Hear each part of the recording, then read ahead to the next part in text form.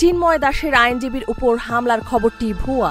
সম্মিলিত সনাতনী জাগরণ জোটের মুখপাত্র কারাবন্দী চিন্ময় কৃষ্ণ দাস ব্রহ্মচারী আইনজীবী উল্লেখ করে বাংলাদেশে রমেন রায়ের উপর হামলার খবর প্রকাশ ও প্রচার করেছে ভারতের বিভিন্ন সংবাদ মাধ্যম।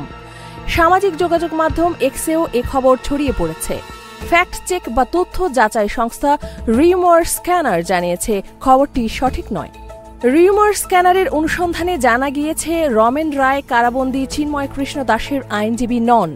আর আইনজীবী রমেন রায় আহত হয়েছেন ঠিকই, তবে সেটা গত রাতে হামলায় নয়। তিনি গত 25 নভেম্বর ঢাকায় সংঘর্ষে আহত হন।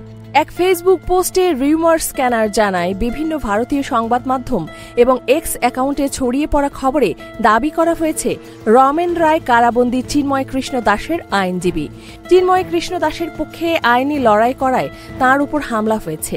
ইসকন কলকাতার মুখপাত্রের এক্স পোস্টের বরাতে ছড়ানো খবরটি সঠিক নয়।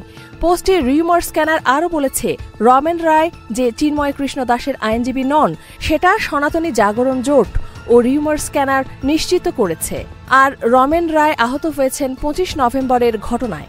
ইফফাত আরা খান, ডেস্ক রিপোর্ট, এই সময় টিভি, ঢাকা।